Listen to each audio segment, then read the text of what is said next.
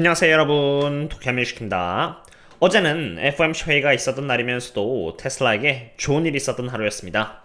S&P 500은 1.08% 올랐고 나스닥은 1.41% 올랐으며 이러한 가운데 테슬라는 4.68% 올랐는데요. 테슬라가 지금 처한 환경은 어떤 환경이며 어떠한 호재가 있었길래 4.68%가 올랐고 상승한 부분은 좋지만 그 와중에 리스크에 있어서 어떠한 부분들을 잘 봐야 하는지까지 커버를 하고자 합니다. 테슬라는 어제 4.7% 정도 상승하면서 235달러로 마감하였는데요.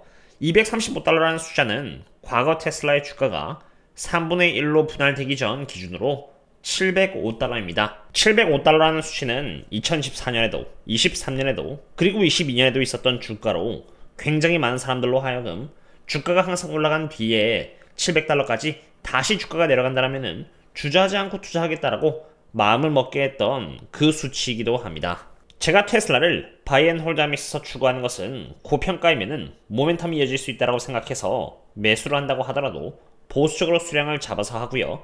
반대로 저평가이면은 시장은 호재에 목말라 있는 만큼 여유가 되는 만큼 계속 모아나가자는 생각으로 투자를 하고 있는데요.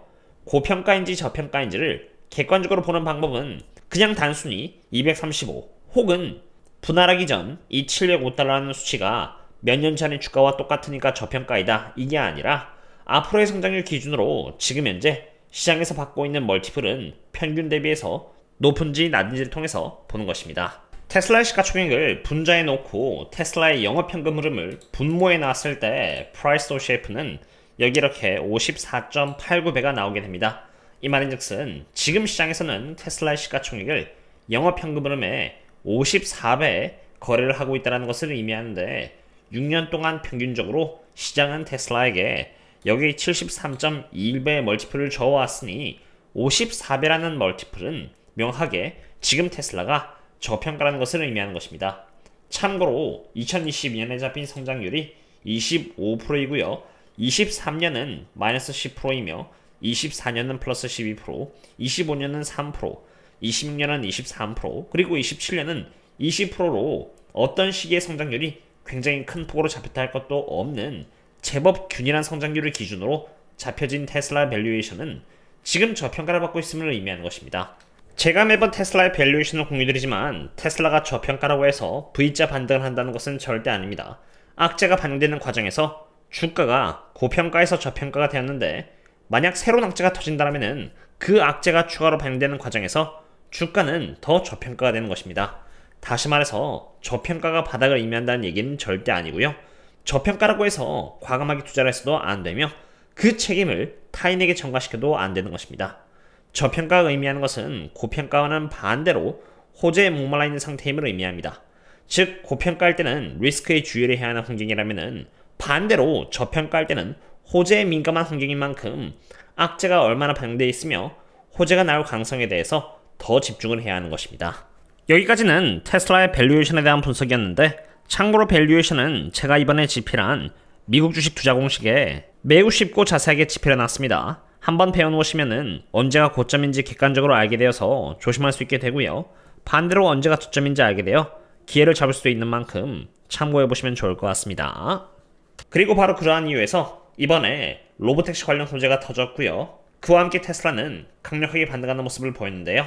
이것은 CPUC라고 해서 캘리포니아 퍼블릭 유틸리티스 커미션이라고 해서 테슬라가 라이드 헤일 사업에 허락을 받았다는 것으로 이로써 캘리포니아에서도 로보택시 사업을 향해서 첫 발을 내디뎠음을 의미합니다. 물론 완벽히 된 것은 아닙니다. 아직 CPUC에서 Autonomous Vehicle Passenger 프로그램에 참가한 것은 아닌 것으로 밝혀졌기 때문에 이러한 부분들은 추후에 테슬라가 해야 하는 부분이며 그러려면은 추가적으로 캘리포니아 Department of the Motor Vehicle로부터 허락을 또 받아야만 합니다.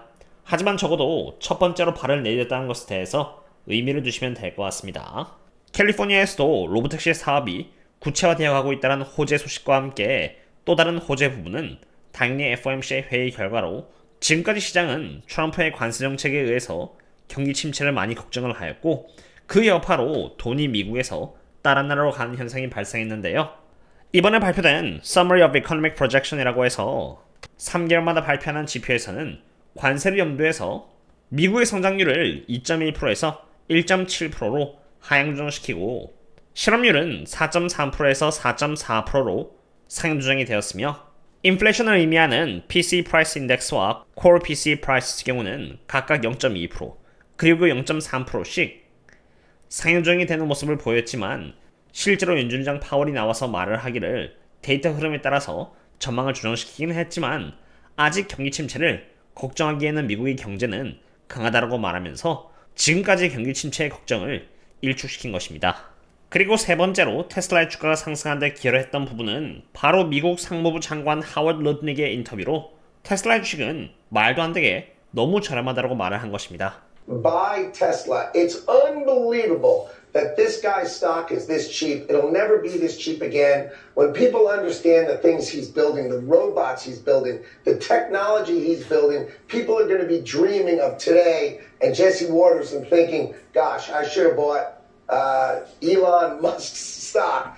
그리고 마지막 호재는 제가 어젯밤에 저희 멤버십 분들께 공유드렸던 부분으로 켄터 피츠제럴드의 애널리스트가 테슬라가 저렴해졌다라는 이유로 중립에서 매수로 등급을 업그레이드 시켰으며 목표 주가는 245에서 이렇게 425로 상향 조정시켰다는 것입니다. 바로 이러한 이유에서 테슬라는 다른 주 대비해서 확실히 더 좋은 모습을 보여줬는데요. 주가가 약 4.68% 정도 올랐긴 하지만 여전히 테슬라는 저평가이며 저희 멤버십 분들께도 제가 매일 옵션 세력들의 포지션과 게마스키즈의 현황을 공유드리고 있다시피 여전히 테슬라는 좋지 않은 상태, 즉 호재를 애타게 기다리는 영역에 있습니다. 그것은 게마스키즈 상태를 통해서 볼 수 있는데요. 검정색은 풀옵션 프리미엄이고 빨간색은 콜옵션 프리미엄이며 남색은 테슬라의 주가로 오늘날의 위치를 잘 보시면은 하락에 베팅하는 여기 풀옵션 프리미엄이 콜옵션 프리미엄보다 더 높은 위치에 있다는 것을 볼 수 있습니다. 즉 이 환경은 제가 여기 첫 번째 초록 상자로 표기해 둔 것처럼 이렇게 상승을 하면은 반대로 주가는 하방력을 받는 풀옵션 게마스키즈의 환경인 것입니다. 풀옵션 게마스키즈의 환경이라는 것은 말 그대로 하락을 바라보는 세력들이 상승을 바라보는 세력보다 훨씬 과하게 쏠린 나머지 숏으로 지중되어 있음을 의미하는데요. 지금 풀옵션이 보여주고 있는 수치는 약 70%대로 과거 풀옵션 프리미엄이 전고점인 여기 66%보다 더 높은 상태입니다. 즉 테슬라 상으로 상당히 과하게 하락 쪽으로 포지셔닝이 되어 있다는 것을 의미하며 항상 뭔가가 너무 과하다라면은 그 과함이 풀려서 다시 정상적으로 돌아가는 과정에서 과거 때 그랬던 것처럼 테슬라의 주가는 이렇게 큰 폭으로 반등할 수 있음을 의미합니다. 바로 그러한 이유에서 지금 테슬라는 호재에 매우 민감한 것입니다. 테슬라는 지금 저평가이고 언제 반등을 해도 이상하지 않은 상태이지만 그렇다고 해서 풀옵션에 베팅한 세력들이 이유 없이 베팅한 것은 아닙니다. 여전히 리스크가 존재하는데요. 그중 하나는 바로 여기 달러를 엔화로 나눈 지표로 달러가 약해지거나 엔화가 강해지면은 이 지표는 하락함에 따라서 옌 캐리 트레이딩이 풀리는 현상이 일어나며 이게 풀리면은 미국 지수들이 하락하면서 테슬라에게도 영향을 줄 수 있게 됩니다. 그러므로 이 지표가 하락하는지 혹은 상승하는지를 잘 지켜봐야 하겠습니다. 테슬라는 지금 235달러에 위치해 있으며 분할하기 전 기준으로는 705에 위치해 있습니다. 꾸준히 밸류에이션을 기준으로 투자해온 제 입장에서는 테슬라는 저렴하지 않을 수가 없는데요. 저렴하다라는 것은 알고 있지만 저 또한 테슬라가 언제 바닥을 만들면서 올라갈지는 모른다는 것입니다. 하지만 제가 아는 것은 테슬라를 단 하루도 빠짐없이 관찰하고 있고요. 하루에 2번씩 멤버십분을 상으로 이렇게 리포터도 써드리고 있는 만큼 테슬라의 주가 위치가 펀더멘탈적으로 어떠한 상태인지 수치적으로 알고 있다는 것입니다. 테슬라는 훌륭한 자율주행 기술과 튼튼한 재무제표를 바탕으로 되어 있는 만큼 반드시 바닥은 있을 것이고요. 테슬라의 펀더멘탈 지표들이 개선되는 모습을 보인다고 할 때 집중적으로 매집하여 테슬라가 저렴할 때 차근차근 모아나가고자 합니다.